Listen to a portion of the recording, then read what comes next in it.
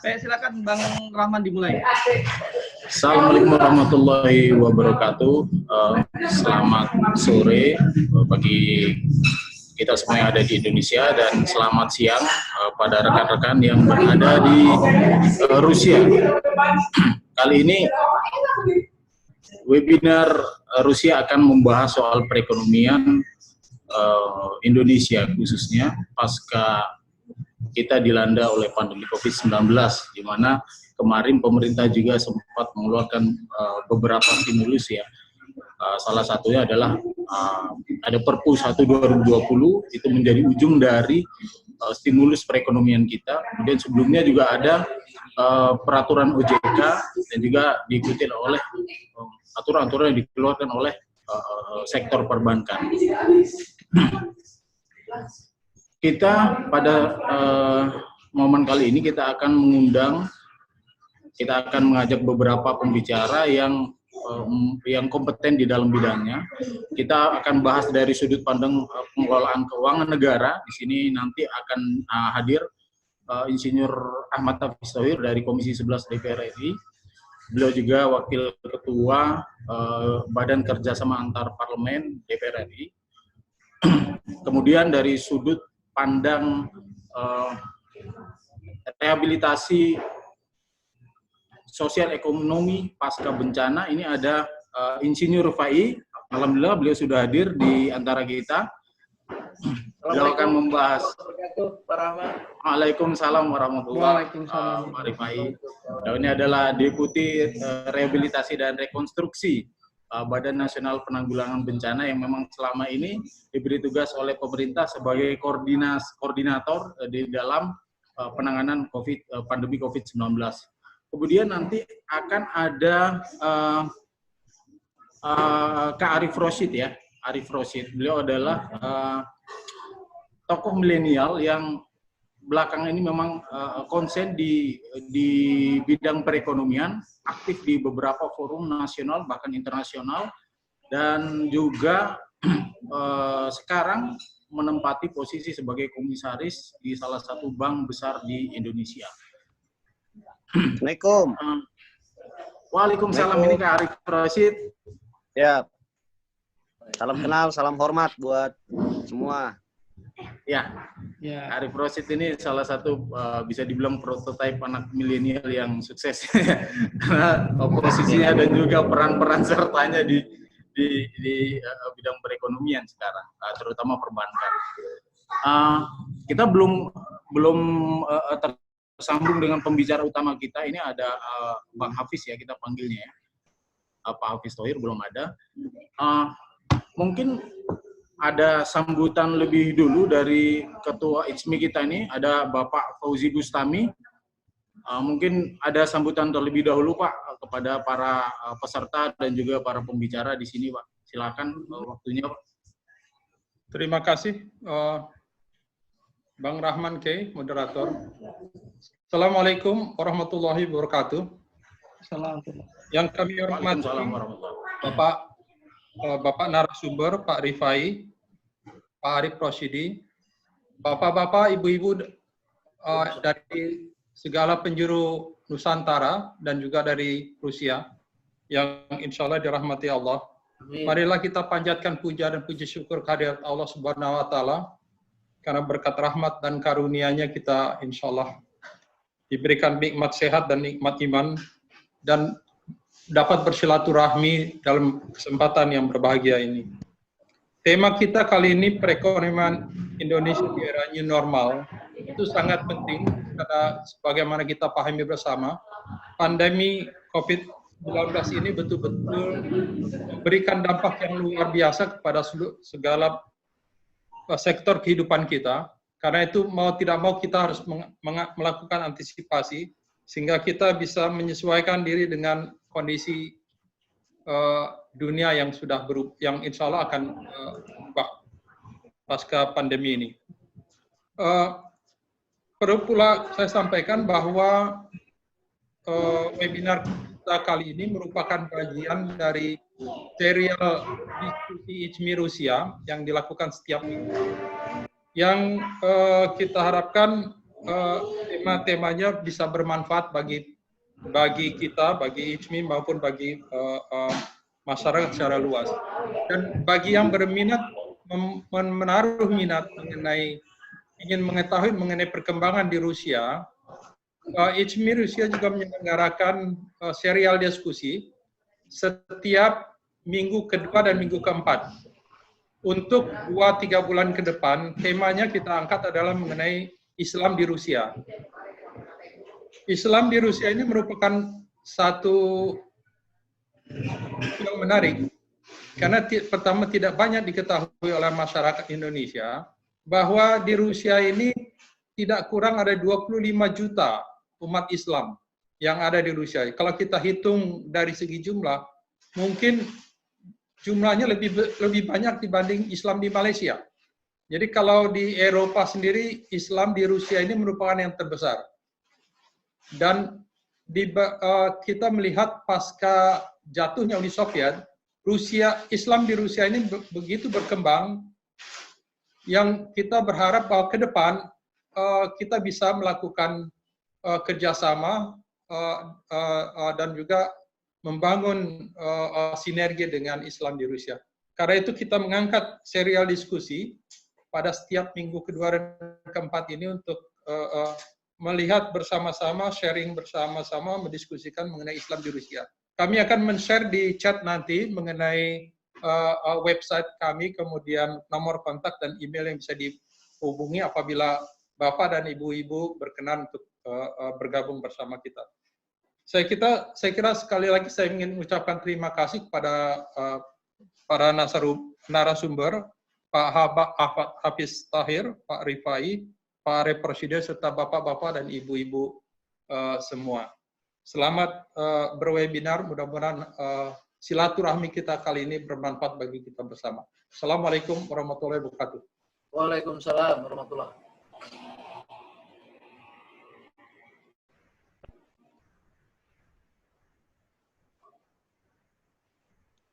Bang Rahman suaranya dibuka. Bang Rahman suaranya dibuka dulu, Bang Rahman. Oke, terima kasih Pak Fauzi atas pengantarnya tadi. Sebagai informasi, Pak Fauzi, Ketua ICMI Orwil Rusia ini juga sebagai Wakil Dubes Rusia di bidang politik. Jadi, Wakil Dubes fungsi politik beliau adalah Pak Fauzi Bustami. Baik, webinar kali ini kami akan berikan kesempatan bagi setiap narasumber, mungkin 15 menit, kami batasi 15 menit, setiap narasumber, nanti juga ada waktunya, mudah-mudahan nanti Pak Hafiz juga datang, beliau barusan juga konfirmasi sudah masuk Zoom, kita beri kesempatan 15 menit setiap pembicara, setelah masing-masing memberikan paparannya, saya akan berikan waktu kepada beberapa peserta untuk melontarkan pertanyaan ke masing-masing pembicara. Karena Pak Hafiz juga belum pembicara utama ya, Pak Hafiz belum. Pak Hafiz sudah ada ini. Selamat sore Pak Hafiz.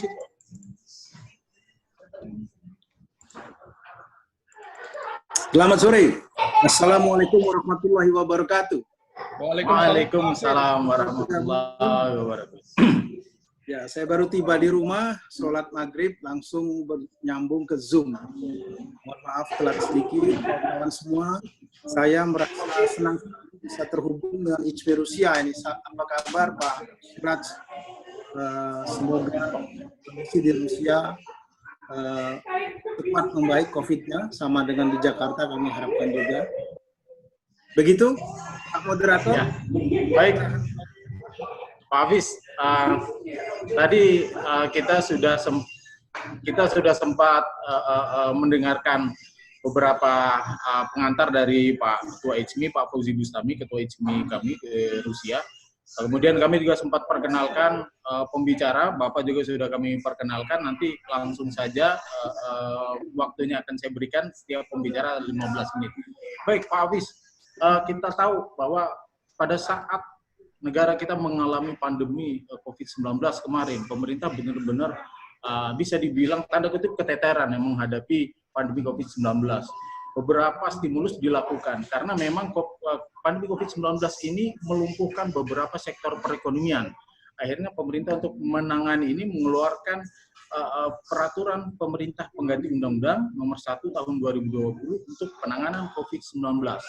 Namun masyarakat juga melihat ada beberapa pasal-pasal yang memberikan wewenang lebih kepada kuasa pengguna anggaran untuk mengelola keuangan negara untuk digunakan demi menghadapi COVID-19. Ini juga saya akan sebagai perwakilan dari pertanyaan saya akan lemparkan ke Bapak bagaimana Pak cara pengelolaan itu dan juga bagaimana pengawasan dari DPR mengenai penggunaan uang negara dalam menangani COVID-19 ini. Bagaimana perekonomian kita kemudian bisa tumbuh di era new normal ini, Pak. Silakan Pak, waktunya kami persilahkan. Baik, kita langsung mulai ya. Iya Pak, silakan.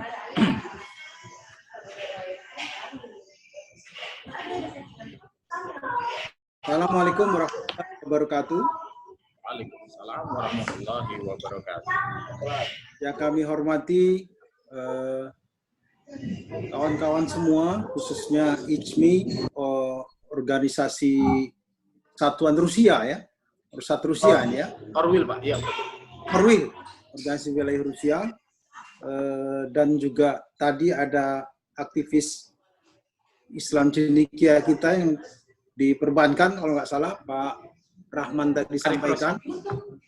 Ya, juga ada Ibu Imrotul Aziza yang sudah hadir bersama kita, Pak Rifai, ya, dan juga Pak Awang Darmawan, juga yang Pak Arif Rosid tadi. Terima kasih Pak Rahman Kay atas waktu dan kesempatannya. Saya akan coba memberikan tanggapan dan narasi terkait dengan Perpu Nomor 1 Tahun 2020 yang telah diundang-undangkan oleh pemerintah pada tanggal 16 Mei 2020. Dan tentunya APBN pada saat ini merupakan pengejawantahan daripada undang-undang tersebut. Memang beberapa hal yang tadi disampaikan bahwa ada kewenangan-kewenangan pemerintah yang begitu besar dalam pengelolaan APBN kali ini, tentu saja ini menjadi tantangan bagi kita, terutama oleh DPR yang mempunyai hak budget, hak pengawasan, dan juga hak legislasi atas peraturan dan perundangan serta keuangan nasional. Yang pertama tentu saja dalam hal stimulus COVID setelah pasca pandemi COVID ini, memang diperlukan suatu kecepatan dalam akselerasi pemerintah untuk mengatasi persoalan. Sehingga ada keinginan pemerintah untuk menjadikan APBN selama 3 tahun, sejak 2021, 2022, 2023 nanti, itu langsung diajukan pemerintah dan kemudian ditetapkan oleh pemerintah hanya melalui konsultasi di DPR. Ya, sehingga tidak seperti biasanya, yaitu perlu persetujuan DPR. Nah, ini daripada inti daripada Undang-Undang Nomor 2 Tahun 2020 ini. Memang dari satu sisi, kegentingan memaksa memungkinkan pemerintah untuk melakukan itu. Tetapi di lain sisi, kita melihat bahwa banyak sekali sisi-sisi yang tidak bisa kita bahas lebih detail di Senayan atau DPR RI. Maka dari itu, tentu kita melihat ada sisi positif dan juga tentu saja ada sisi negatifnya. Yang kami lihat saat ini adalah karena memang situasi global begitu kuat menekan ekonomi dunia dan juga tembus sampai ke Indonesia, menyebabkan beberapa kali revisi yang dilakukan dalam APBN ini menyebabkan beberapa reaksi daripada kawan-kawan di DPR dan juga pemerhati ekonomi. Seakan-akan perencanaan yang dilakukan oleh pemerintah itu belum terlalu matang dan beberapa informasi baik daerah dan pusat, kemudian antar instansi, lembaga dan kementerian menyebabkan beberapa integrasi daripada data-data tersebut tidak begitu membuat perencanaan tersebut lebih baik daripada sebelumnya. Kami melihat bahwa dengan pengawasan langsung dari DPR saja, melalui hak budget, APBN kita selama 5 tahun terakhir tidak pernah mencapai sasaran. Ya, sejak 2015, APBN kita ditargetkan tumbuh sekitar 6%, ternyata hanya tumbuh 4,7%. Kemudian 2016 juga tumbuh hanya 4,9%, 2017 tumbuh 4,9 sekian persen, kemudian 2018 juga di bawah target, dan terakhir 2019 kita tumbuh 5,16%, juga di bawah target. Kalau 2020 sudah jelas, saudara sekalian, kita tentu saja sudah diprediksi oleh Bank Dunia dan IMF kita akan tumbuh sekitar -3 atau +2%. Tinggal kekuatan kita sampai di mana. Nah, saya melihat bahwa dengan pengawasan yang begitu ketat juga dari DPR, kita tidak menemukan pertumbuhan ekonomi yang sesuai dengan target. Nah, bagaimana tanpa hak budget dari DPR? Tentu ini akan menjadi riskan.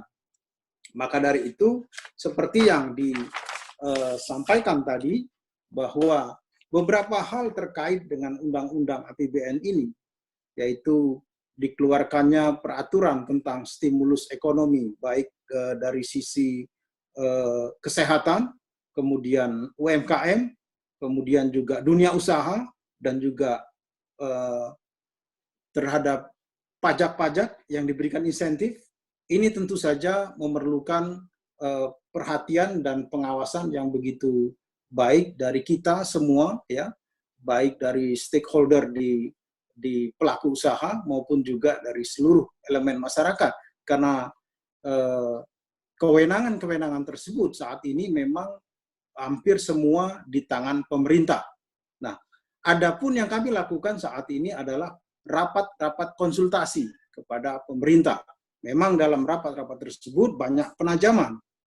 Beberapa hal yang terkait dengan APBN juga kemarin dilakukan revisi sebanyak 2 kali. Tentu saja itu akibat juga dari konsultasi yang dilakukan dengan DPR. Maka, saudara sekalian, kami melihat dalam pasal 27, ya, tentu saja dari undang-undang tersebut yang telah Perpu tersebut yang telah disetujui menjadi undang-undang, ya, itu terkait dengan KSSK. Itu penting sekali karena di situ kita melihat sudah ada beberapa bank nasional kita yang sudah mulai mengalami kegoyahan, dan ini memerlukan suatu perhatian khusus bagi lembaga KSSK kita, yaitu Menteri Keuangan, Bank Indonesia, LPS, dan juga satu lagi dari OJK. Ya. Kemarin kita juga sudah melakukan rapat koordinasi dengan OJK terkait ada satu bank nasional yang sudah begitu tidak mempunyai kemampuan untuk memberikan solusi terhadap ras yang terjadi di perusahaan tersebut. Maka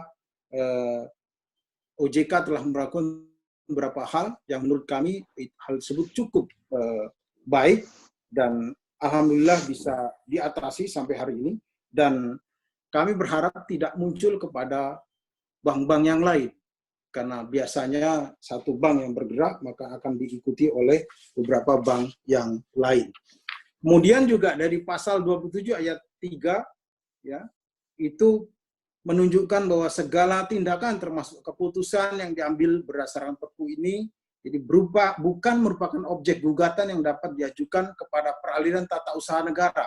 Nah, ini juga kami kritisi ya di dalam paripurna tersebut bahwa kalau memang itikadnya baik, kenapa hal-hal seperti ini harus dimasukkan? Tetapi kita waktu itu kalah suara, ya, karena memang sistem pandangan fraksi menyebabkan mayoritas fraksi yang mendukung hal tersebut rata-rata partai memang di dalam pemerintah, sehingga mereka akhirnya memutuskan bahwa hal tersebut masuk dalam undang-undang yang kita setujui. Karena itulah sisi lain dari demokrasi. Ya, artinya ketika mufakat tidak bisa tercapai, maka suara terbanyaklah yang dibenarkan. Maka untuk itu kita terpaksa juga harus mengikuti semua yang ada dalam undang-undang tersebut. Yang kedua, tentu saja kita melihat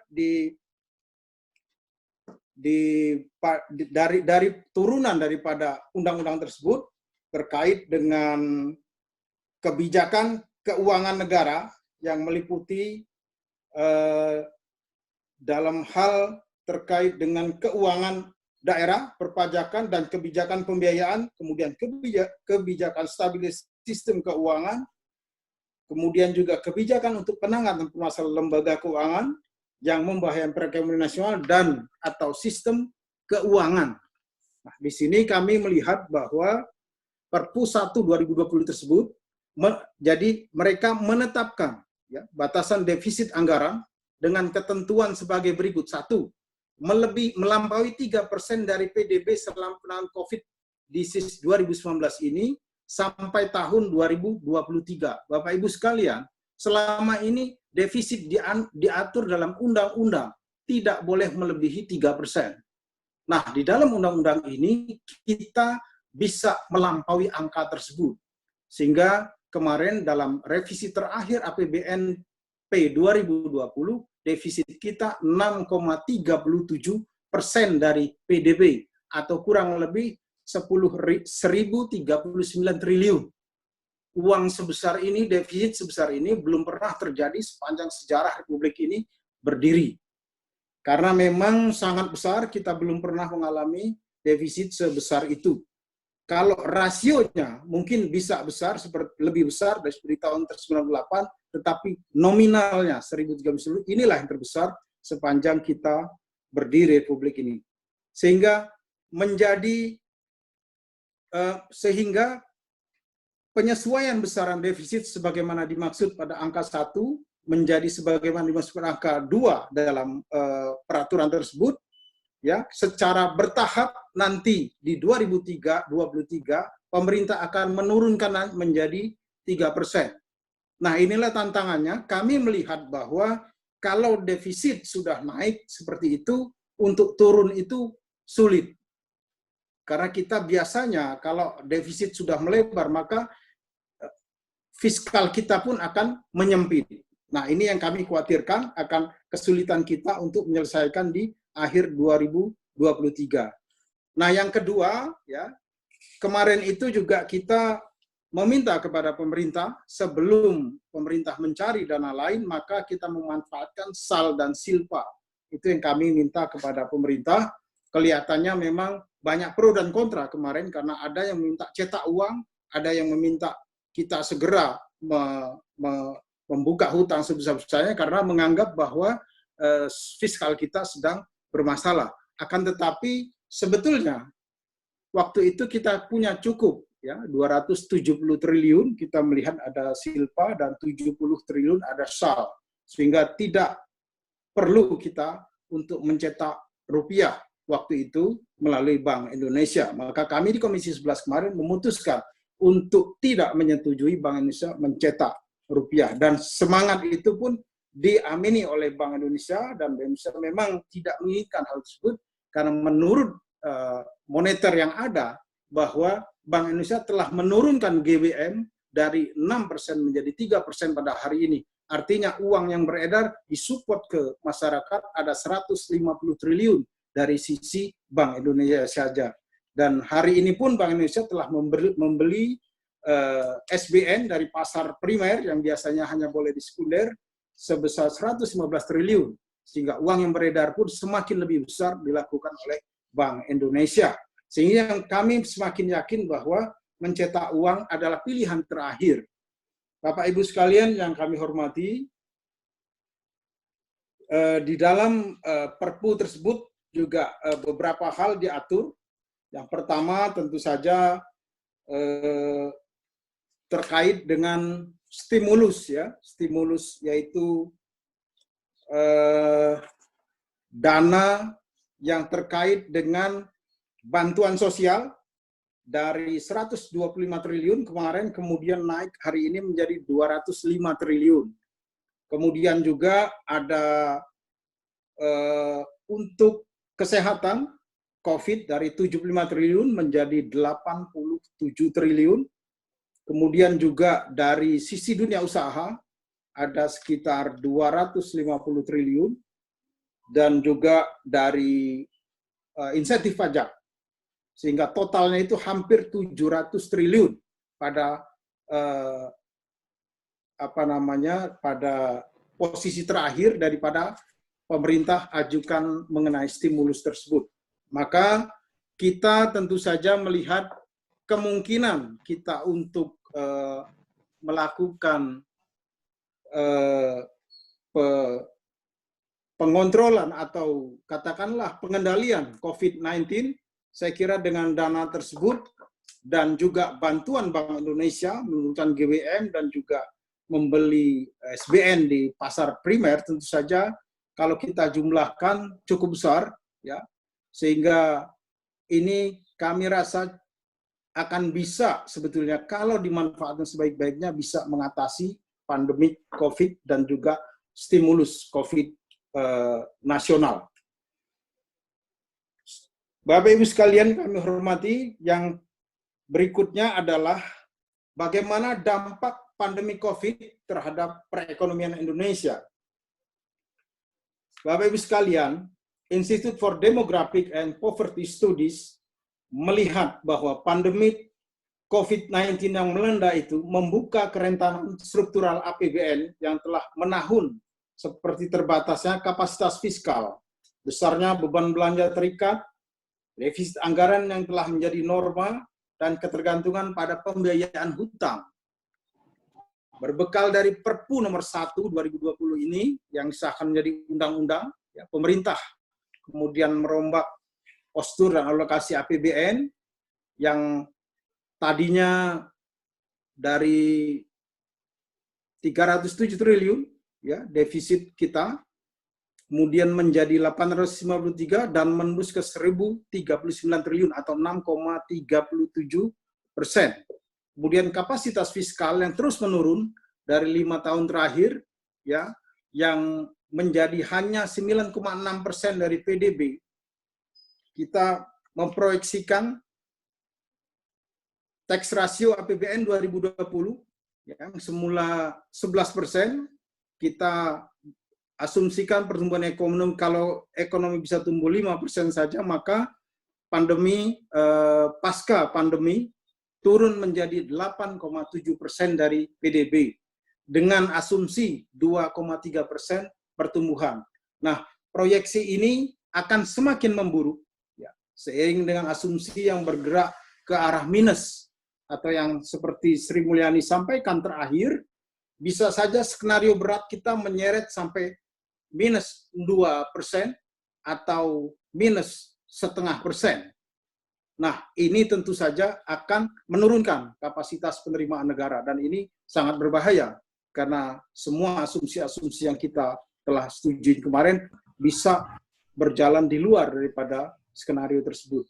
Nah, kalau kita melihat dari posisi per Maret 2020, ya, utang pemerintah yang sudah 5.200 triliun atau 32,1% dari PDB,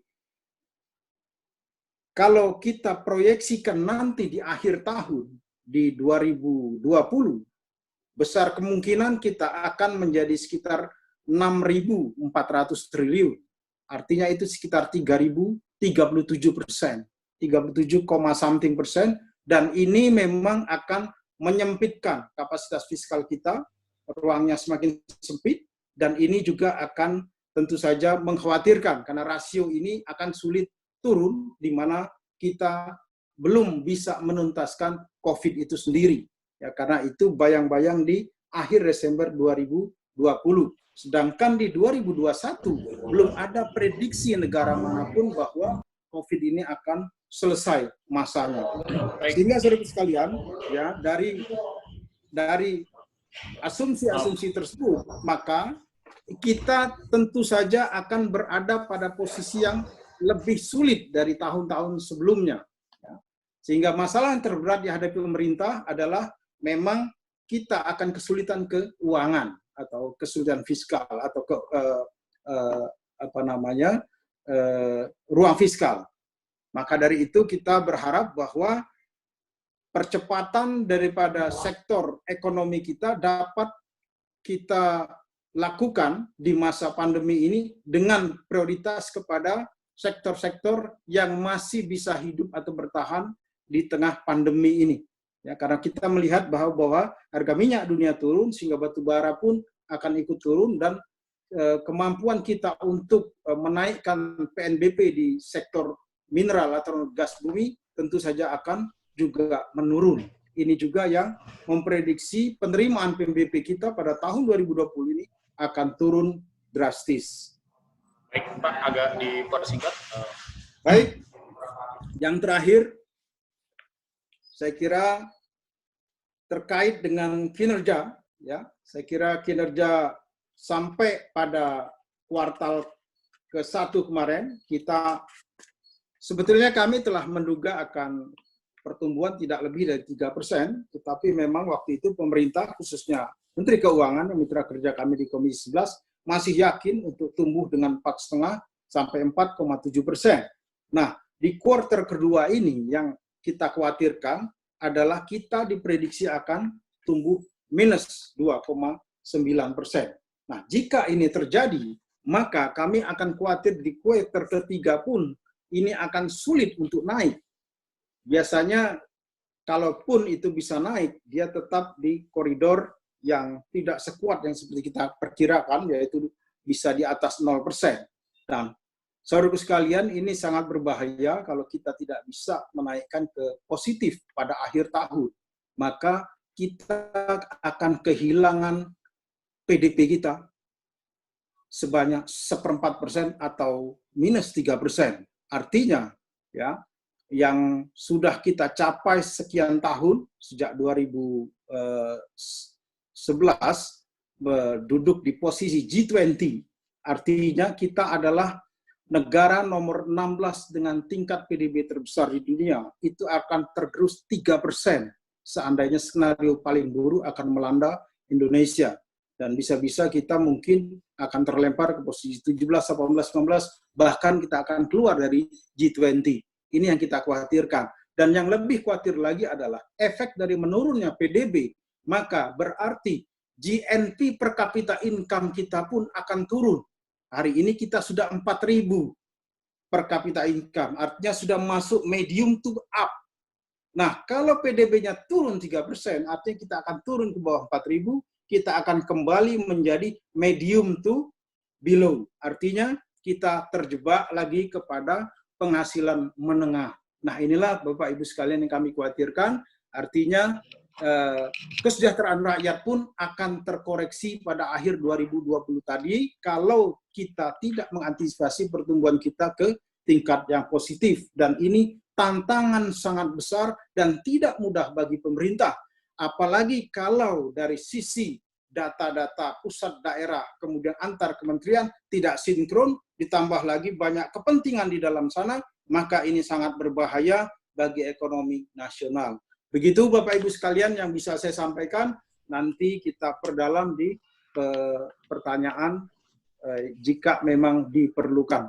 Demikian Pak Rahman Kay yang bisa saya sampaikan, dan saya akan menambahkan jika ada pertanyaan-pertanyaan lanjutan. Terima kasih. Nasrun minallah wa fatun qarib. Wassalamualaikum warahmatullahi wabarakatuh. Waalaikumsalam warahmatullahi wabarakatuh. Terima kasih waktunya Pak Hafiz. Paparan-paparannya sangat tajam, sangat jelas bagi kami bahwa ada keterangan bahwa defisit APBN pertama kali terjadi sepanjang sejarah itu mendorong keluarnya Perpu ini. Kemudian ada total hampir 7.000 triliun stimulus perekonomian kita. Kemudian ada kekhawatiran terhadap 6.400 triliun defisit kita di awal 2021 nanti. Baiklah, untuk pembicara selanjutnya, pembicara kedua kita ini adalah Deputi Rehabilitasi dan Rekonstruksi Badan Nasional Penanggulangan Bencana, ada Pak Rifai. Pak Rifai, tolong jelaskan bagi kami bagaimana rehabilitasi sosial ekonomi pasca bencana setelah kita menghadapi new normal ini, Pak. Waktunya kami persilahkan. Pak Rahman, warahmatullahi wabarakatuh. Waalaikumsalam warahmatullahi wabarakatuh. Selamat sore kalian. Pak, saya dari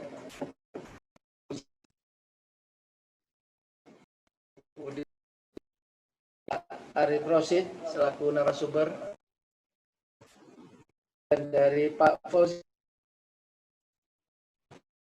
ya, yang berbahagia. Sekalian para anggota ISMI yang berbahagia, sore ya, hal-hal tadi disampaikan oleh Pak Ahmad Hafiz luar biasa. Ini menjadi bahagia, tugas dan tanggung jawab bukan hanya pemerintah.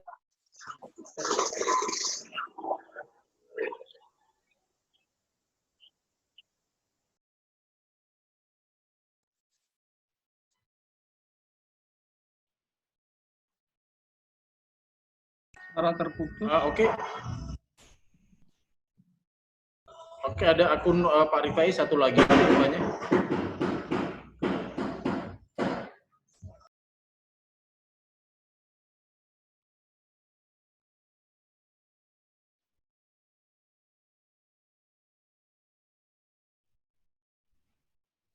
Suaranya jelas Pak Rahman? Jelas Pak Rahman suaranya? Jelas Pak, jelas. Ya, ya, alhamdulillah. Jelas Pak, jelas. Alhamdulillah jelas Pak. Baik, Silakan, kami Pak. lanjutkan Pak. Kami ingin sedikit memberikan gambaran bahwa dengan posisi saat ini dalam rangka menuju new normal. Tadi Pak Hafiz menyatakan ini sudah dalam posisi pasca pandemi. Ini belum Pak, ini masih pada saat transisi. Jadi kami sedikit ingin menggambarkan bahwa di dalam rangka penanggulangan bencana kami akan sedikit memberikan beberapa informasi. Pada tanggal 2 Februari ini kita mendapatkan katakanlah ikhtiar upaya sehubungan dengan telah berkembangnya penurunan virus COVID di Provinsi Wuhan di RR China. Kami menyampaikan kepada kita sekalian bahwa sesuai dengan Undang-Undang 24/2007 tentang penanggulangan bencana, kita menghadapi ada 3 segmen yang sangat prinsipal, yaitu pertama dalam tahap pra-bencana, yang kita kenal dengan adanya kesiapsiagaan dalam menghadapi kedaruratan. Kemudian ada spektrum yang penyelenggaraan kedaruratan yang sampai saat ini sedang berlangsung dan akan memasuki fase transisi pemulihan. Dan yang terakhir adalah pasca bencana. Nah, ini kami ingin menyampaikan kepada kita sekalian bahwa perjalanan Wuhan katakanlah dengan COVID-19 itu kita setelah mempersiapkan diri pada tanggal 2 Februari 2020, di mana kita telah menjemput saudara-saudara kita dari Wuhan sebanyak 234 orang, dan kita fasilitasi dengan kita tidak menamakan karantina. Isolasi. Kita maksudkan adalah tidak adanya suatu keniatan Pak dalam rangka penanggulangan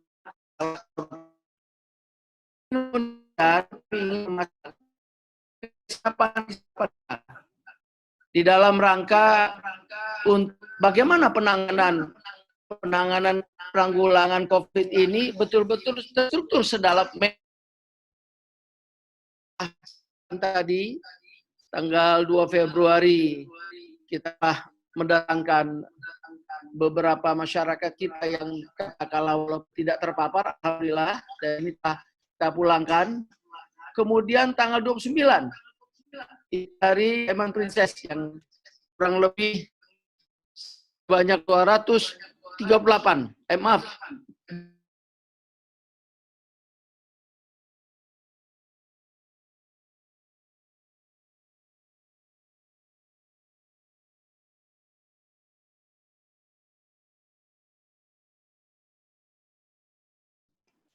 Di mana pemerintah Indonesia telah mempersiapkan diri dengan adanya persiapan dari tadi yang kami sampaikan dari tanggal 2 Februari, kemudian di 29 Februari. Kami lanjut bahwa dari fasilitas sampai dengan saat sekarang, kami ingin menyampaikan bagaimana perkembangan terakhir setelah diinformasikan langsung oleh Bapak Presiden tanggal 2 Maret 2020 yang lalu, di mana telah terdampak 2 orang, dan di mana ada trackingnya adalah dari warga negara Jepang, Pak. Pada saat itu ada komunikasi, katakanlah kegiatan kesenian. Nah, beberapa waktu lalu itu menimbulkan, itulah pertamanya KLB pandemi COVID-19. Dan ini memberikan warna kepada kita bahwa bagaimana kita kesiapan harus sudah kita mulai. Kita maklumi di mana pada hari ini juga sudah menunjukkan peningkatan yang cukup luar biasa, walaupun secara positif dari tracking ini sejumlah sudah cukup banyak, 49.000, namun mudah-mudahan fatality rate-nya tidak terlalu meningkat secara signifikan. Ini menarik, Pak. Artinya ada kurang lebih 20% untuk tingkat kesembuhan yang cukup lumayan. Kami lanjut kepada sekalian bahwa ada beberapa hal yang ingin kami sampaikan, kesiapan pemerintah di dalam rangka untuk memulai sekaligus menyelesaikan penanganan COVID secara legitimate. Saya ingin sampaikan ke Bapak Hafiz Thohir bahwa dalam 1 bulan, alhamdulillah Pak, dari 13 Maret sampai dengan 13 April itu telah dikeluarkan. Pertama adalah tugas, kemudian dan Kepres 11 tentang darurat kesehatan, dan menjadi bencana darurat nasional non alam. Kemudian juga telah dikeluarkan satu Impres 4 2020 tentang refocusing dan realokasi, di mana telah ditetapkan pada saat itu melalui Perpu nomor 1, yaitu sebesar 400 untuk dapat bangi penanganan COVID-19. Kemudian juga telah dikeluarkan satu PP 21 tentang pembatasan sosial berskala besar, PSBB, yaitu manifestasi dari telah dikeluarkannya PP 11 dan PP 12. Dan telah dikeluarkan PP 3 tentang pemulihan ekonomi nasional. Dan terakhir tadi Pak Hafiz telah menyampaikan, telah mengesahkan secara bulat dari rapat paripurna DPR RI, telah dikeluarkan PP nomor 2 tentang Perpu perubahan. Kemudian juga kami ingin menyampaikan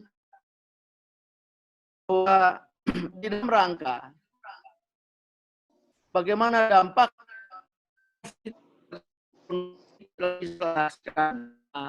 saudara saya Bapak Hafiz adalah ada hal-hal yang sangat menarik. Kita melihat ada pertumbuhan yang berkontraksi yang sangat berat, yaitu sebesar minus 5,7 yang disampaikan, jadi kurang lebih minus 0,4%.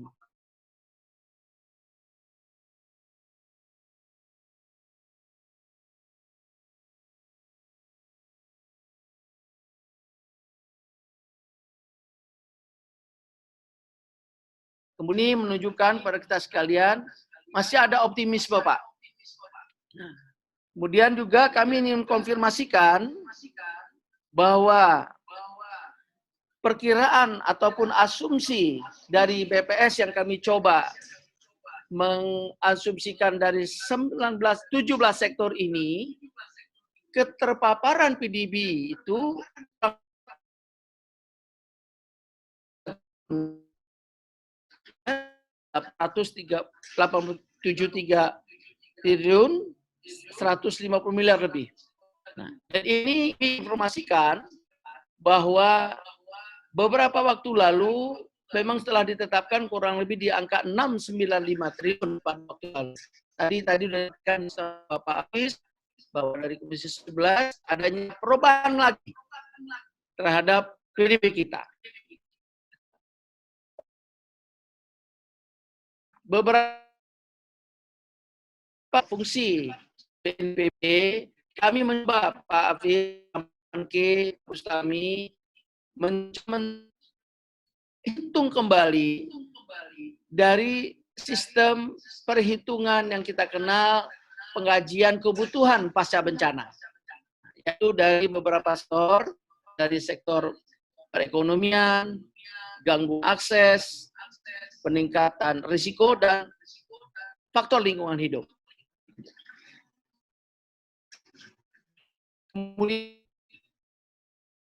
Kemudian dari sisi penilaian, kerusakan yang kita asumsikan tadi dari 4 sektor, mencoba asumsikan dari perundangan rumah tangga. Itu kurang lebih di 886 triliun. Kemudian triliun punya pariwisata sebanyak 162 triliun lebih, kemudian lumpuh transportasi kurang lebih di 41,4 triliun, dari lingkungan 405 miliar, dan kita perkiraan 110 triliun 500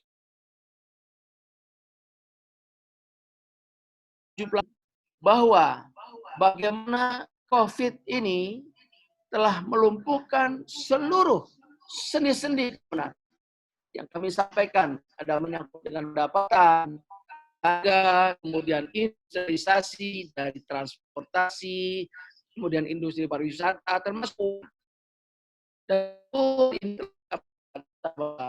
rekan saya Pak Hafiz, bahwa ini apa langkah-langkah kita untuk dapat memfasilitasi. Nah, ini juga kami telah berkomunikasi dengan Dirjen Anggaran bahwa fasilitas pembiayaan yang disampaikan oleh rekan kami tadi Pak Hafiz telah adanya perubahan. Jadi kita bayangkan pada saat di bulan Maret lalu itu kurang lebih fasilitasi Impres 4 sebanyak 405 triliun, itu kita ada perubahan yang cukup lumayan, yaitu sebesar 695,20 triliun. Ada beberapa sektor yang akan disupport oleh pembiayaan pemerintah sesuai dengan alokasi kebutuhan masing-masing sektor yang kami sampaikan, antara lain untuk kesehatan 87,55 triliun, perlindungan sosial 203,90 triliun, UMKM 123,46 triliun, kemudian insentif usaha 120,61 triliun, dan AL dan PEDA 106,11 triliun. Kami ingin konfirmasikan kepada kita sekalian, Pak Rahman, Pak Hafiz, bahwa komposisi 695 ini, kalau kita lihat dari posisi untuk corporate saja, kita tambahkan insentif usaha dan pembiayaan korporasi, itu kurang lebih di 173.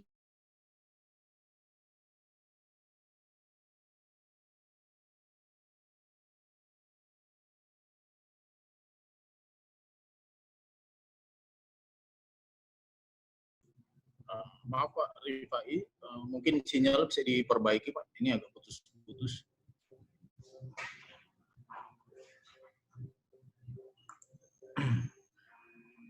Oke, mungkin kita cari sambungan yang lain Pak Rifai.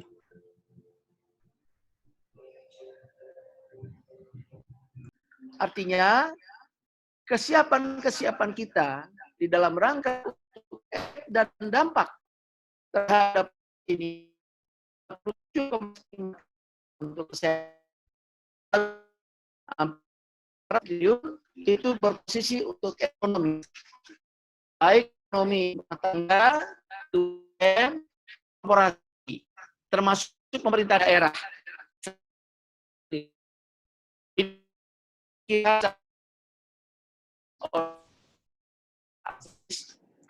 Bahwa upaya-upaya teknik di dalam rangka untuk bisa memastikan seluruh fasilitasi ini dapat dilaksanakan mudah-mudahan dengan baik.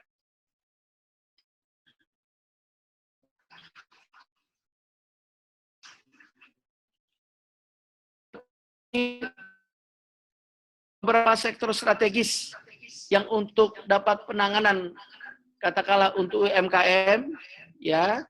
Kemudian ada kurang lebih 191 untuk kegiatan sektor usaha yang terdampak, Pak. Ya. Kemudian sesuai dengan arahan Bapak Presiden di tanggal 29 April 2020 yang lalu, UMKM miskin dan rentan sebanyak 64 triliun, kemudian insentif UMKM. Kemudian ada relaksasi kredit, kemudian perluasan pembiayaan modal kerja, dan Kementerian BUMN dan pemerintah daerah. Kami lihat dari beberapa sektor strategis ini, kami berharap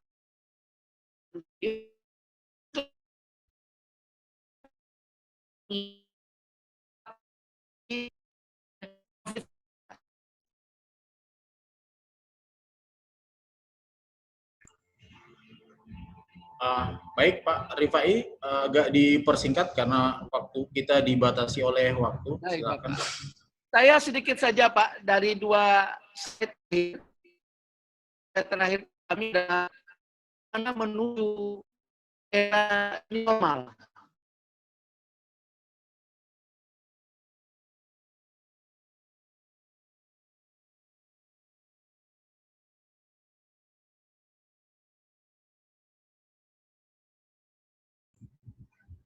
Tampaknya ada gangguan sinyal ya dari Pak Rifai.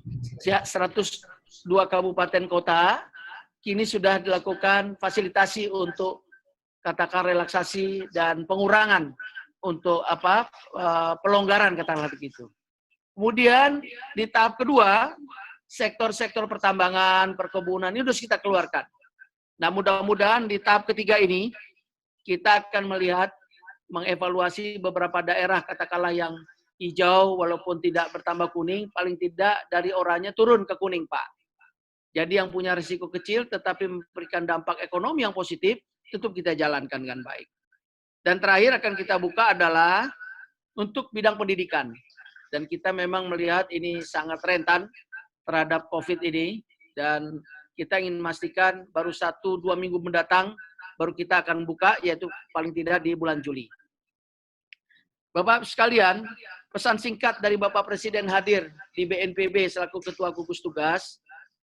Harapannya pertama yang jelas adalah era baru ini dapat meningkatkan produktivitas masyarakat. Tapi demikian tetap aman terhadap COVID. Nah, bagaimana caranya? Sederhana Bapak, tetap saja kita menggunakan protokol kesehatan, yaitu dengan menggunakan masker, kemudian menggunakan selalu cuci tangan, kemudian menjaga jarak, dan terakhir adalah menghindari pada kerumunan. Nah, 5 arahan ini yang kami ingin sampaikan kepada kita sekalian. Upaya-upaya pengembalian katakanlah tataran baru new normal ekonomi tentu didasarkan seperti yang kami gambarkan bagaimana keterpaparan, namun tetap memperhatikan fasilitasi protokol kesehatan yang menjamin sustainable pembangunan. Kita telah mendengar, kita melihat dari Bapak Hafiz,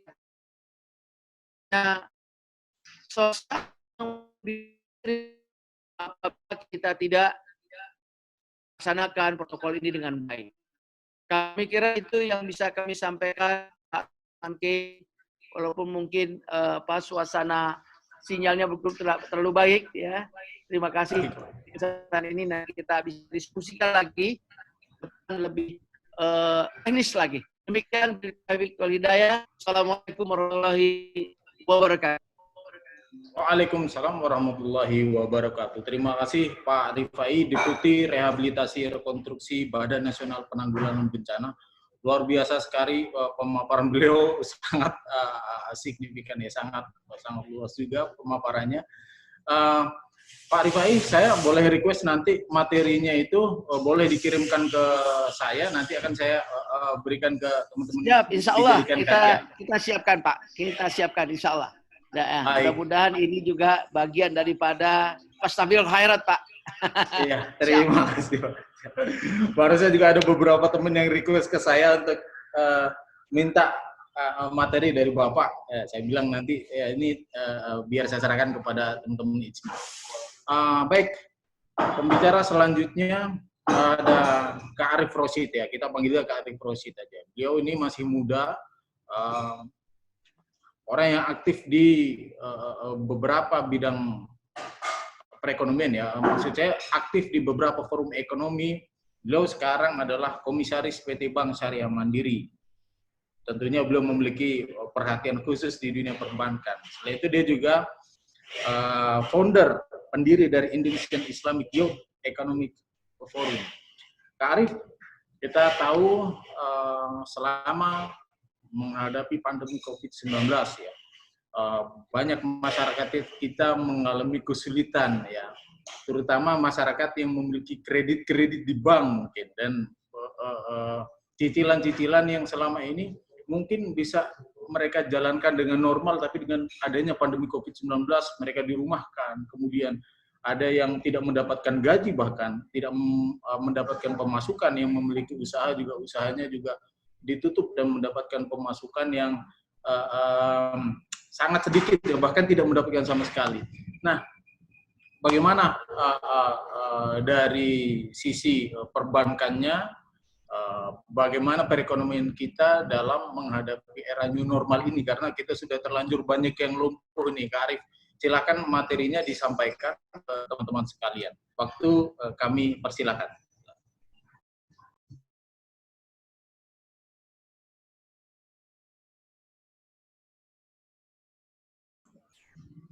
Kak Arif.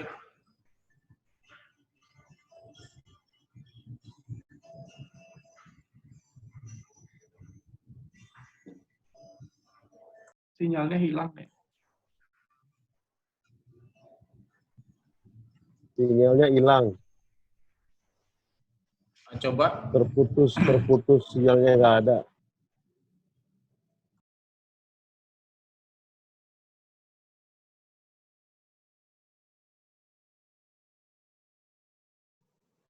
Halo, Assalamualaikum. Sorry. Keputus. Waalaikumsalam. Silakan Kak, sudah kita kasih. Baik, silakan Pak, materi yang disampaikan. Saya jantungan juga ini, tiba-tiba putus. Okay. Ntar kita dinuklir dari Rusia. Assalamualaikum warahmatullahi wabarakatuh. Asyhadu an la ilaha illallah. Waalaikumsalam warahmatullahi wabarakatuh. Abduhu wa rasuluh. Rabbi israh li sadri wa yassir li amri wahlul 'uqdatam min lisani yafqahu qawli. Terima kasih banyak Bu Rahman K. Saya lama nggak ketemu beliau. Dulu sama-sama aktif di HMI di Jakarta. Sekarang saya lihat udah lebat itunya. Apa namanya? Udah mirip Ustadz. Bung Rahim, halo? Masih ini kan ya? Kedengaran nggak? Kedengaran. Halo? Masih kedengaran. Masih. Oke. Masih kedengaran. Yang pertama, terima kasih banyak kesempatan yang diberikan. Tadi sudah dibuka oleh Ketua Umum ICMI Rusia ya. Kemudian juga para narasumber yang lain, Bang Hafiz Thohir. Dulu di HMI kita ini binaannya Bang Hatta Rajasa semua, Bang. Kemudian ada Pak Rifai sebagai Deputi BNPB. Saya baru kemarin Pak pulang Ya. sampai jam 11 malam sama Pak Doni. Kebetulan sejak awal saya aktif di relawan di gugus tugas. Kalau awal-awal ada ngundang influencer, ngundang OKP, bantu relawan, itu yang ngundang kita semua Pak. Jadi Tirta yang sejak dari 400.000 followers sekarang 1,7 juta. Nah itu salah satunya karena undangan di BNPB, dan kita baru pulang dari Makassar Pak, sesuai penugasan Pak Doni, dan insya Allah minggu depan lagi kita diminta ke Surabaya untuk ya bantulah mengkonsolidasi, istilah saya sama teman-teman itu mengorkestrasi potensi teman-teman muda gitu untuk bisa terlibat sama-sama dalam memutus transmisi penyebaran COVID-19 ini. Yang pertama, saya selalu sampaikan di banyak forum bahwa, dan sebelumnya mungkin saya mohon maaf, saya kebetulan ada jadwal live lagi sebelum jam 8 tentang relawan juga. Jadi mungkin kalaupun ada yang nanti pengen kita share, pengen diskusiin, mungkin bisa diskusi setelah di banyak waktu lah.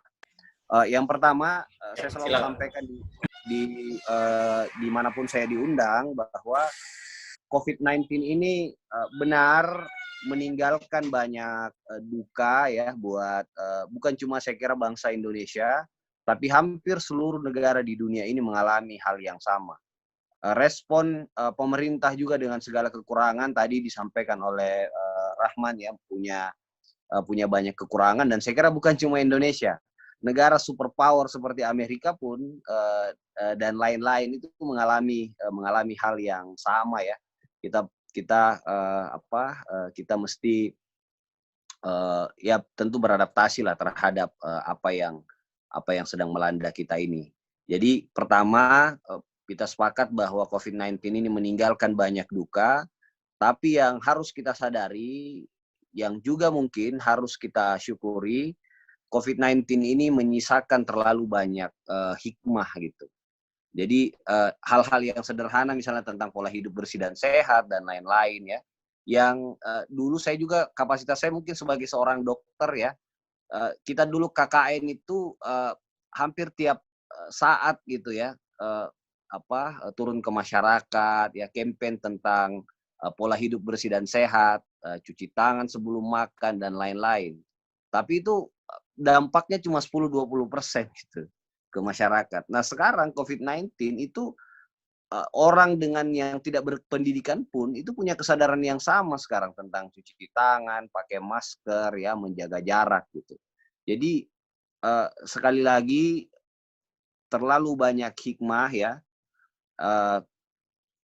tentang COVID-19 ini. Belum lagi misalnya tentang kalau kita bicara sekarang perilaku konsumen, saya mungkin lebih fokus saja di bagaimana COVID-19 ini menjadi momentum untuk mendorong kebangkitan ekonomi umat ya, karena 87% penduduk Indonesia ini adalah umat Islam, dan terbesar di dunia, 1 dari 10 orang Islam di dunia ini adalah orang Indonesia. Jadi umat Islam kita terbesar, dan saya lihat ini sebagai momentum untuk kebangkitan ekonomi umat. Seperti yang sering dibahasakan Pak JK dan banyak orang-orang yang concern terhadap ini, kita umat ini selama ini mungkin sudah mapan lah di banyak sektor, misalnya soal sektor politik, budaya dan lain-lain. Tapi soal ekonomi kita harus akui umat Islam ini yang paling tertinggal di Indonesia. Kita lihat misalnya secara sederhana dari 10 orang kaya di Indonesia ini mungkin nggak nyampe 10% umat Islam. Tapi kalau orang miskin maka 90% umat Islam gitu. Jadi harusnya kan kalau mau ini ya 90% orang kayanya, 90% yang miskin juga kan, itu baru ini. Artinya apa? Bahwa kita selama ini kurang serius dalam mendorong ekonomi umat. Kemudian juga misalnya data yang kita peroleh baru sekitar 6% penduduk Indonesia ini yang menabung misalnya di bank syariah ya. Padahal kan kita 87%. Kalau misalnya kita bicara belakangan tentang keberpihakan tentang politik Islam, saya sering ledekin teman-teman. Kita bicara Islam ini setengah-setengah sesungguhnya. Kita bicara dalam momentum politik saja kita memperjuangkan Islam, tapi soal ekonomi misalnya berpihak sama bank syariah aja enggak gitu. Itu kadang-kadang saya ya sampeinlah sama teman-teman buat ngajak. Maklum kan berfungsi jadi komisaris kadang-kadang jadi marketing juga kita. Kemudian yang lain, padahal di sisi yang lain yang saya syukuri karena walaupun tadi cuma 6% yang kita surprise karena bank khususnya Bank Syariah Mandiri ya sejak 2017 itu mengalami peningkatan secara signifikan. Kalau di 2017 kita berada di peringkat 9 secara tabungan bersaing dengan bank konvensional. Terakhir di tahun 2020 itu alhamdulillah Bank Syariah Mandiri itu berada di peringkat 6. Jadi walaupun tadi mungkin Bank Syariah Mandiri itu berkisar cuma 1,5% ya, tadi dari 6% yang menabung di Bank Syariah, Bank Syariah Mandiri itu cuma kebagian 1,5 sampai 2%. Gitu. Jadi berkisar 2,5 sampai 3 juta mungkin orang yang nabung. Gitu. Tapi alhamdulillah secara tabungan Bank Syariah Mandiri ini itu berada di peringkat ke-6 bersaing dengan bank konvensional. Sekali lagi kita melihat COVID-19 ini menyisakan banyak hikmah dan salah satu hikmah yang paling fundamental menurut kami adalah ini adalah momentum untuk mendorong atau mengungkit kebangkitan ekonomi umat kita. Seperti yang disampaikan oleh pakar marketing ya, pakar ekonomi juga Yusuf Hadi, dia pernah lama di Marketplace, dia nulis tentang mega shift perilaku konsumen. Yang pertama perilaku stay at home gitu. Dan saya kira ini akan berlangsung lama ya.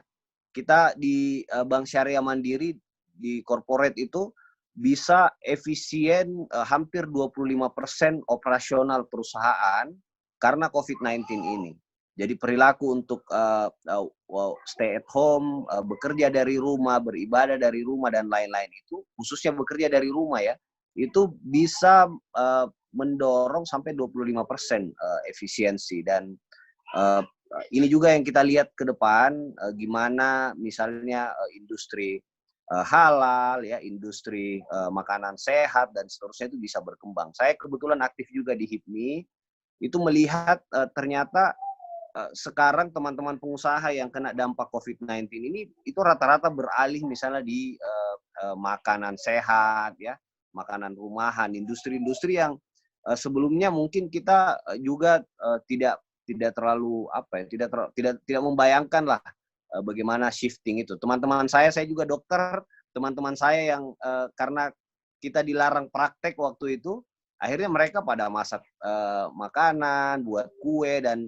surprise-nya karena kita ada di 1 atau 2 grup WhatsApp saja, kita ternyata bisa memenuhi kebutuhan-kebutuhan yang ada selama ini. Jadi dengan di rumah, dengan kita bisa misalnya cari beras, kita tanya ke grup WhatsApp itu ternyata ada gitu. Kita butuh gula juga sama, dan kebutuhan-kebutuhan yang lain gitu. Artinya sekali lagi tentang efisiensi ekonomi kita, khususnya di ekonomi Islam itu, kita betul-betul melihat ini sebagai sebuah peluang besar ya buat bangkit lah.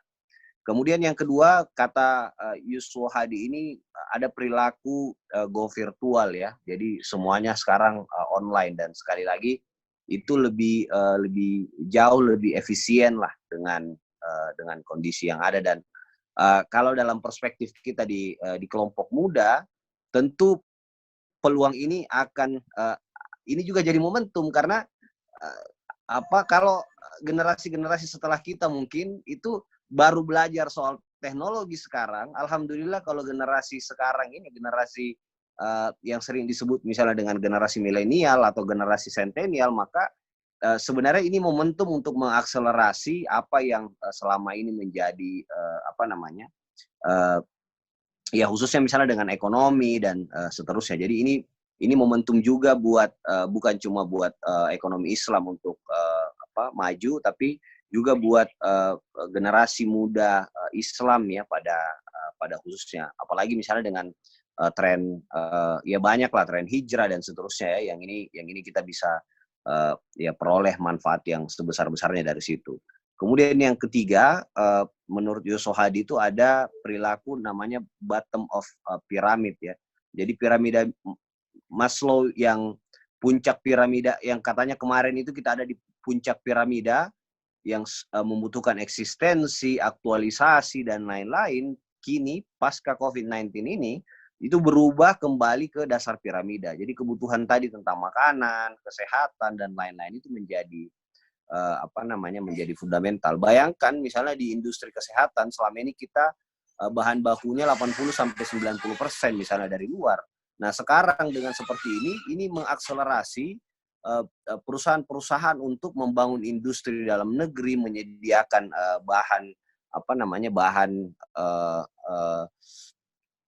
bahan-bahan baku lah, obat, kesehatan dan seterusnya. Jadi dan terakhir kata Yusof Hadi, perilaku konsumen itu dengan empathic society. Jadi solidaritas sosial tinggi. Tadi dari BNPB mungkin merasakan betul ya gimana solidaritas sosial itu bisa terbangun dengan sangat luar biasa ya. Jadi ini membuktikan bahwa benar-benar Indonesia ini kohesivitasnya sosialnya itu sangat-sangat tinggi. Nah, kita melihat gerakan kesukarelawanan ya, konser-konser misalnya yang dilakukan oleh konser-konser amal ya, dilakukan oleh ya almarhum siapa ini?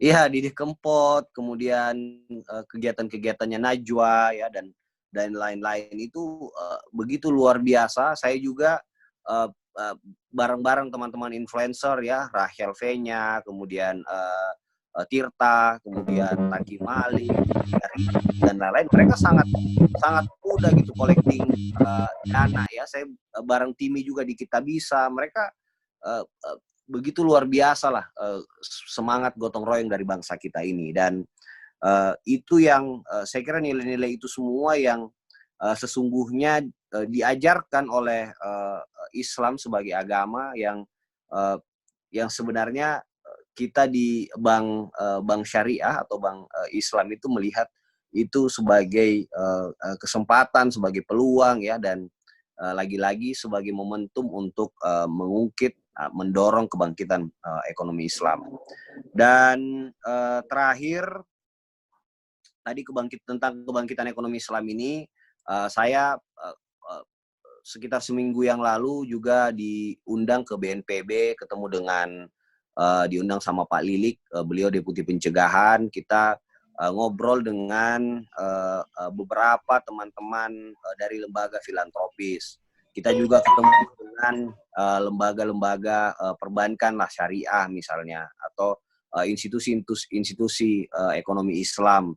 Dan akhirnya lahir kita buat namanya Gerakan Bangkit dari Masjid. Kita mempelopori misalnya berbagai kegiatan, karena memang saya juga di Dewan Masjid sebagai Ketua Pemuda. Kita sejak awal pandemi ini, bahkan di akhir Februari pandemi ini sudah pesat di negara-negara lain ya. Waktu itu belum diumumkan kalau nggak salah yang kasus pertama dan kedua itu.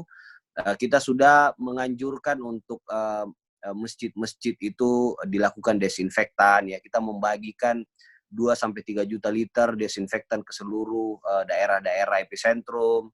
Kita menyemprotkan puluhan ribu masjid ya, bekerja sama dengan lembaga ibadah yang lain, PGI, juga disupport oleh PMI ya.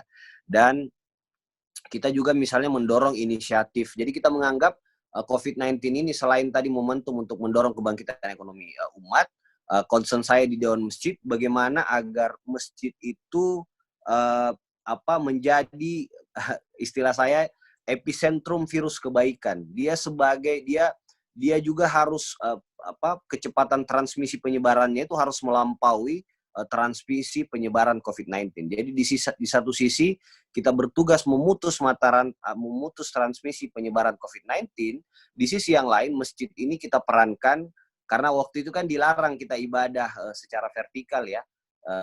Tapi inisiatif kita yang lakukan di masjid karena ibadah secara vertikalnya atau ritualnya itu waktu itu dilarang, maka inisiatif dari berbagai masjid ini mendorong inisiatif yang lain. Inisiatif peran sosial ekonomi masjid. Misalnya kita diminta Bulog atau BUMN untuk menstabilkan harga gula. Dengan konsep Sister Mosque itu kita membantu ratusan masjid dan puluhan ribu jamaah misalnya untuk bisa waktu itu bulan puasa ya, buka puasa, kemudian sahur dan lain-lain. Kita membagikan sembako juga dari masjid karena kita meyakini masjid-masjid itu sebenarnya yang paling memahami warga-warga sekitarnya yang butuh itu gitu, yang butuh sembako dan lain-lain. Kemudian kita juga selain itu di beberapa masjid juga digunakan untuk tracing kasus misalnya. Di salah satu masjid di Tangerang Selatan itu bahkan dibuat posko namanya Perang Akar Rumput COVID-19. Mereka benar-benar mulai dari edukasinya, edukasi COVID-19, kemudian tracing sampai mereka ini yang membantu masyarakat yang yang kebingungan lah tentang informasi-informasi yang ada dengan COVID-19 ini. Jadi sekali lagi kita sepakat bahwa COVID-19 ini menyisakan banyak duka, tapi di sisi yang lain juga terlalu banyak hikmah yang harusnya kita melihat itu sebagai sebuah peluang ya, menjadi sebuah sebuah kesempatan gitu untuk umat Islam atau bangsa Indonesia ini menjadi bangsa yang lebih besar lagi, menjadi bangsa yang maju ya, seperti apa yang diharapkan oleh Pak Jokowi di awal periode kedua ini. Jadi mungkin itu ya, dan bareng teman-teman lembaga-lembaga filantropis, bareng lembaga perbankan, kita juga kita di beberapa masjid malah kita lihat inisiatif mereka itu di Makassar sana ada masjid yang menjadikan lahan sekitarnya itu menjadi kebun masjid bahasa mereka. Dan di kebun masjid ini ada sekitar 35 tanaman ya, buah, sayuran, dan itu dijadikan sebagai pusat pangan gitu. Jadi warga-warga sekitar ketika lockdown itu mereka kebutuhan sayuran dan lain-lain itu mereka tinggal ambil di masjid itu gitu. Jadi itu saya kira yang selalu kita lihat bahwa umat Islam ini ketahanan terhadap berbagai krisisnya luar biasa ya. Mereka optimis, mereka tidak berputus asa ya, bahwa momentum COVID-19 ini mereka jadikan sebagai itu tadi sebagai landasan gerak mereka untuk lebih maju lagi. Jadi saya kira kesempatan ini yang menurut saya harus kita pikirkan secara serius ya. Dan harapan saya sih kita butuh pemikiran-pemikiran dari teman-teman di ICMI ya, khususnya di ICMI Rusia, karena kita tahu ya banyak hal lah yang Rusia ini bisa lebih maju dibanding Indonesia gitu. Sehingga menurut saya pikiran-pikiran konstruktif yang kita butuhkan gitu untuk Indonesia, khususnya tadi dalam ekonomi Islam, dalam bagaimana menjadikan masjid tadi sebagai epicentrum virus kebaikan dengan memerankan peran sosial ekonomi, kemudian bagaimana memerankan anak muda, itu selama ini menjadi concern saya. Tentu dengan senang hati kita bisa kolaborasi ya, kita bisa dapat masukan, dan tentu kebiasaan saya nggak lama-lama tuh kalau ada konsep-konsep baik kita langsung eksekusi. Jadi mungkin itu dari saya, Bung Rahman ya. Tadi saya di WA ini ada sesi tanya jawab ya. Bagaimana langkah konkret masyarakat dalam membangkitkan ekonomi dari sektor perbankan?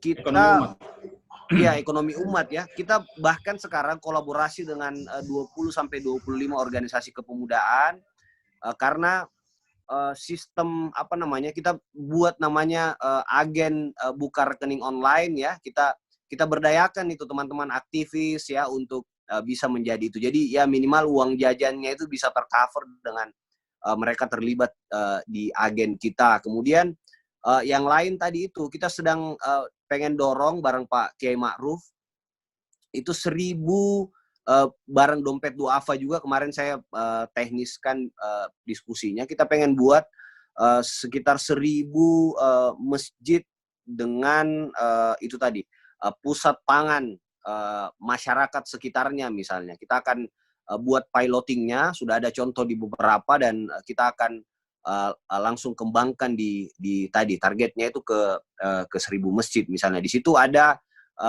kita coba misalnya kebun masjid, kita coba tanaman hidroponik, di bawahnya ada aquaponik juga ya, ada ada lele, ada ikan dan lain-lain lah. Jadi mungkin ya kita akan mendorong peran-peran yang seperti itu dan tadi berangkatnya dari masjid oleh anak muda. Di beberapa masjid juga kita punya warung kopi sekarang alhamdulillah.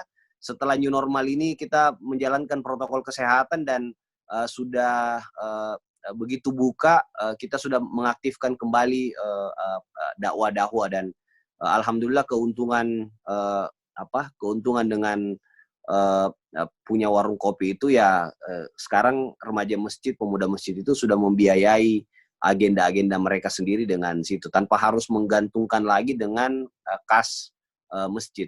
Saya kira itu ya beberapa hal yang bisa saya sampaikan. Sekali lagi kita sangat terbuka untuk bisa berkolaborasi.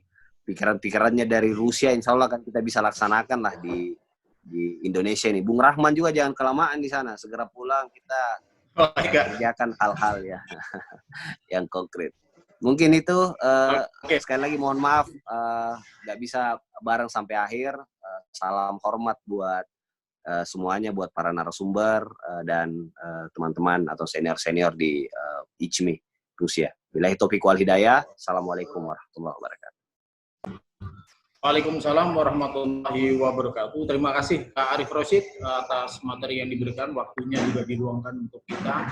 Tadi saya sudah ada 3 pertanyaan yang kemudian tadi pertanyaan terakhir sudah kami berikan kepada Kak Arief Rosyid karena beliau juga ada agenda setelah ini, agenda live juga.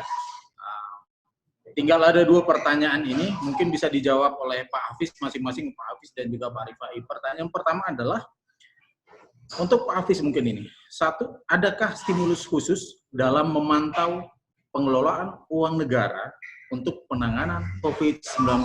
Stimulus khusus Pak untuk dalam memantau. Kemudian untuk Pak Rifai ada pertanyaan, bagaimana program-program real Badan Nasional Penanggulangan Bencana dalam pemulihan sosial ekonomi pasca bencana? Untuk yang pertama kami berikan waktu kepada pembicara utama kita, Pak Hafiz, untuk menjawab soal stimulus khusus memantau pengelolaan uang negara tadi penanganan COVID-19. Silakan Pak, waktunya kami persilahkan.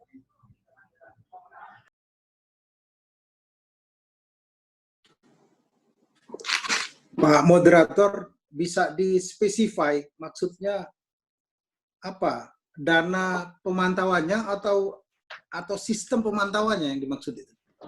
Sistemnya mungkin Pak. Caranya bagaimana supaya lebih, karena mungkin kewenangannya lebih diberikan lebih kan nih Pak ya di dalam Perpu itu. Ya, terima kasih. Saya kira karena dalam 3 tahun undang-undang tersebut sehingga kewenangan DPR di dalam hak budget tersebut menjadi sedikit tereduksi, sehingga kami berharap bahwa pemantauan ini harus dilakukan intensif oleh lembaga yudikatif. Karena belum juga kita sudah melihat ada peluang korupsi di sana. Misalkan mengenai dana kartu prakerja dan juga dana mengenai tender pengadaan barang dan jasa yang beberapa waktu lalu sempat menjadi heboh dan menyebabkan salah satu staf khusus presiden harus mengundurkan diri. Nah, hal-hal seperti ini, seperti yang disampaikan juga, seperti surat Al-Nasr, ya, di balik kesempitan itu ada kemudahan. Jangan sampai peluang kita lagi sulit di sini dimanfaatkan orang untuk mengambil sesuatu di sana di atas penderitaan rakyat. Seperti kita ketahui 700 triliun dana stimulus ini itu hampir 1.039 triliunnya kita ambil dari surat hutang. Artinya memang pada kondisi ini 2.700 triliun APBN 2020 ini 1.040 triliunnya diisi melalui surat hutang negara. Nah, jangan sampai nanti hutang-hutang tersebut juga tetap kita simpangkan, maka kami berharap juga semua lembaga, tidak hanya pemerintah, tidak hanya yudikatif, tetapi juga adik-adik ICMI, ya, LSM dan juga pemantau, sama-sama kita harus mengawasi ini. Karena memang kita kadang-kadang karena kegentingan memaksa membuat kita terlena terhadap administrasi dan juga peraturan hukum yang berlaku. Seperti yang dikatakan di Kepres 80, ya semua pengadaan harus mengacu kepada sana. Tetapi yang kita lakukan sekarang kan karena kegentingan memaksa, kita tidak melalui proses hal tersebut. Nah, ini juga yang harus kita perhatikan. Jadi kalau kita melihat apakah kemungkinan ada mal atau katakanlah kemungkinan akan dikorupsi dan tersebut, kemungkinannya cukup besar, saudara sekalian. Maka itu kami juga di DPR, karena kewenangan budgeting tersebut sudah kita serahkan kepada pemerintah, sesuai dengan hasil paripurna kemarin, bahwa pemerintah mempunyai hak untuk membuat APBN dengan kegentingan memaksa, dan mereka mempunyai kewenangan lebih banyak dalam pengelolaan anggaran tersebut. Namun bukan berarti pengawasan terhadap pemerintah bisa lemah. Kami pun di DPR tetap terus mengawasi ini, termasuk juga kemarin kita mengundang beberapa kementerian untuk meminta pertanggungjawaban terhadap apa yang terjadi seperti yang diberitakan pada 2-3 hari yang lalu. Saya kira demikian Pak Rahman Kay.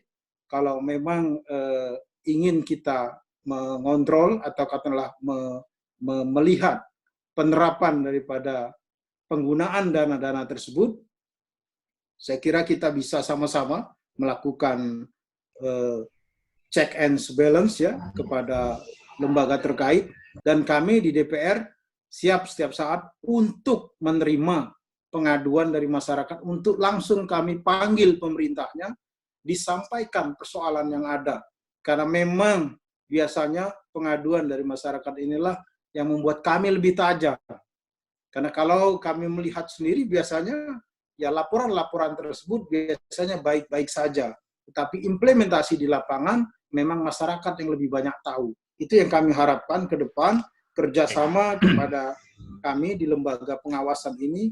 Tentu saja kami berharap stakeholder masyarakat, seperti katakanlah yang sekarang kita lakukan ini yang akan lebih memperkuat fungsi pengawasan kepada pemerintah tersebut, juga di backup oleh lembaga dan LSM yang ada. Saya kira demikian. Baik, terima kasih Pak Hafiz atas jawaban dari pertanyaan tadi. Ini juga termasuk sesi akhir kita di webinar ini. Tadi ada satu pertanyaan untuk Pak Deputi, yaitu bagaimana program-program real Badan Nasional Penanggulangan Bencana dalam pemulihan sosial ekonomi pasca bencana. Pak Rifai, kalau masih tersambung, waktunya kami persilahkan Pak, silakan. Pak Rahman dan dan cukup jelas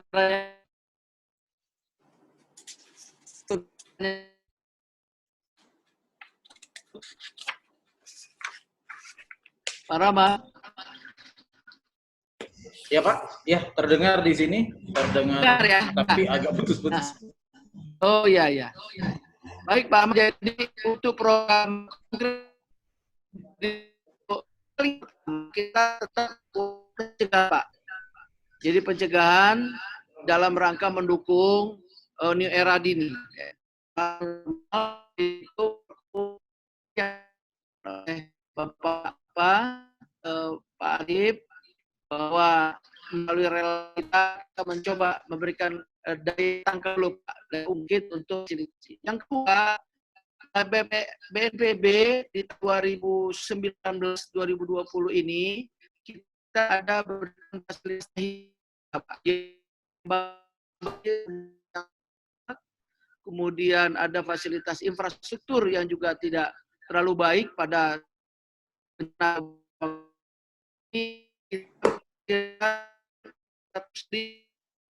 penyerapan tenaga kerja. Ini yang sudah kita sosialisasikan di dalam menuju tataran baru, yaitu 2 bulan yang lalu. Kita dengan tadi yang saya bahwa dengan adanya PP 23 tentang nasional, terutama terkait dengan tadi yang disampaikan kemungkinan masyarakat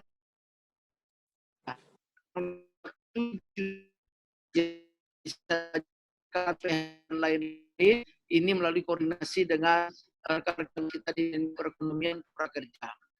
Kemudian yang kedua juga kita mendorong masyarakat yang terpapar juga kita melalui sosial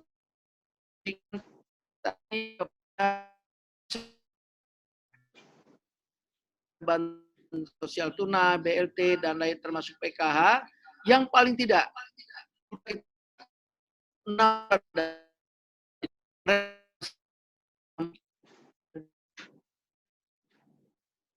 ternyata ada kekhawatiran kemungkinan berlangsung.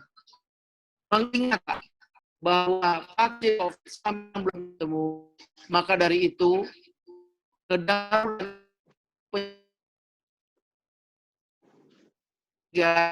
juga ingin menyampaikan kekuatan ekonomi kita adalah tadi hampir kegiatan 80% yaitu kegiatan usaha kecil dan UMKM. Nah, itu kita juga melakukan registrasi UMK terpapar. Antara lain tadi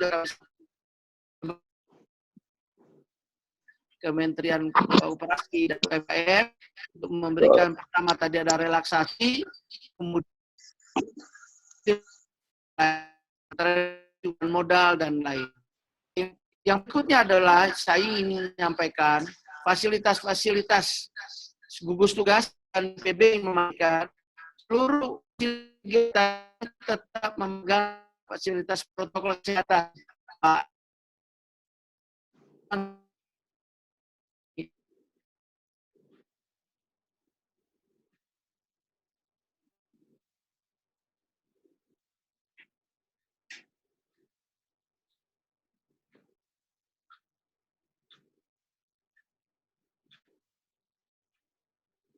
Pak Rahman, mudah-mudahan bisa memberikan nuansa baru.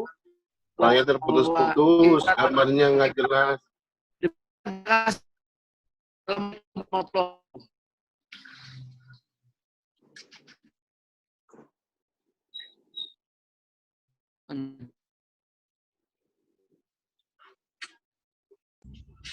Halo?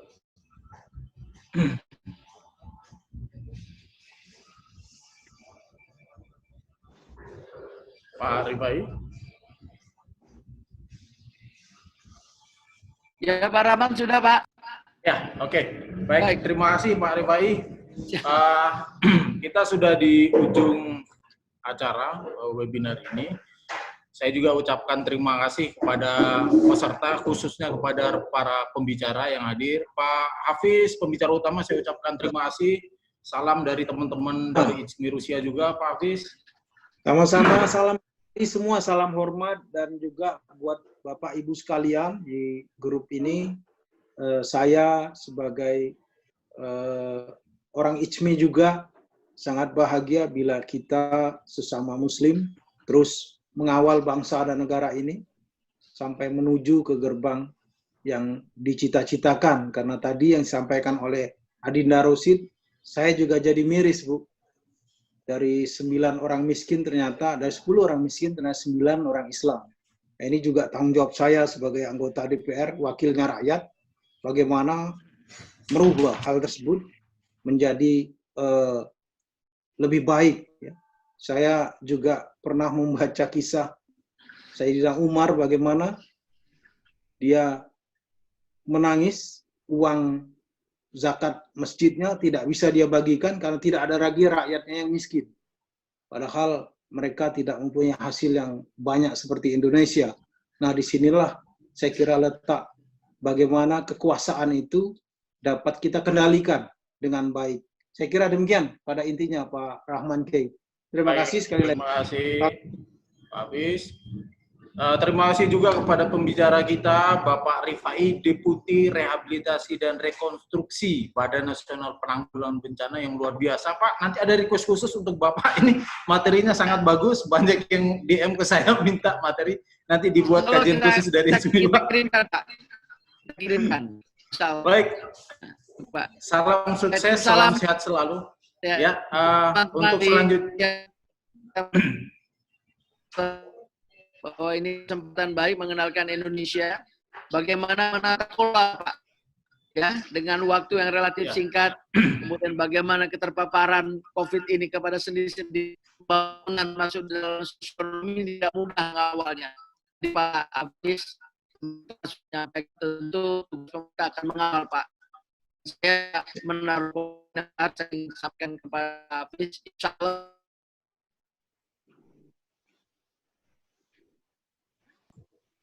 Baik, Pak.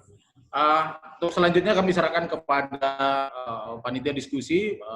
Ada Mas Rohim.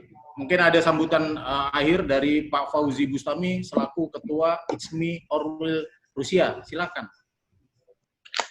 Assalamualaikum warahmatullahi wabarakatuh. Waalaikumsalam. Saya kira tidak perlu ada sambutan lagi karena sambutan sudah saya sampaikan. Hanya mungkin sekali lagi kami ingin mengucapkan terima kasih yang sebesar-besarnya kepada para narasumber. Pak Ahmad Hafiz Thohir, kita tunggu kedatangannya di Rusia lagi nih. Salah.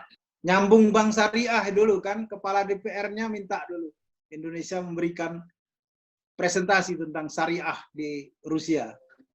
Kemudian Pak Rifai juga, kemudian Bang Hafiz tadi, serta bapak-bapak dan ibu-ibu yang kami hormati. Mudah-mudahan silaturahmi kita saat ini, webinar kita saat ini dapat bermanfaat bagi kita semua.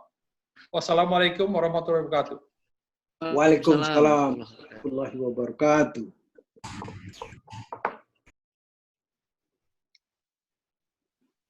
Ditutup, Bang. Silakan Bang Rohim. Mas Roy. Ya, terima kasih. Kita dari panitia mengucapkan terima kasih kepada seluruh narasumber dan juga para peserta semuanya. Yang terdaftar sebenarnya saat ini di Google Form kita 241, tapi karena kapasitas kita ternyata hanya maksimal 100 orang, hanya kita tidak bisa menampung seluruhnya. Ya mungkin nanti kita akan kembangkan lagi Zoom kita sehingga bisa menampung sampai 500 orang. Dan terima kasih Pak Hafiz dan juga Pak Rifai dan juga narasumber lainnya, lupa saya. Jadi nanti insya Allah nanti kita khusus nanti mengundang, kemudian nantinya bicara tidak banyak, jadi sehingga waktunya lebih banyak mengeksplor dan bergantian. Ya nanti pemirsa semuanya untuk sertifikat nanti bisa ngisi Google Form, nanti kita akan kirimkan malam ini, waktu Moskow maksudnya, atau besok pagi waktu Indonesia. Dan kemudian untuk mengikuti acara berikutnya, minggu depan kita akan mengadakan acara serial Islam di Rusia, tema tentang Islam di Republik Bashkortostan dan di Republik Tatarstan Federasi Rusia. Narasumbernya insya Allah cantik-cantik, Dan juga moderatornya kita upayakan juga yang cantik-cantik juga. Terima kasih Pak, Bapak-Bapak pembicara semuanya. Ya, dari saya selaku panitia, demikian. Assalamualaikum warahmatullahi wabarakatuh. Waalaikumsalam warahmatullahi wabarakatuh. Baik, izin lift Pak Siraj. Ya. Terima kasih. Buat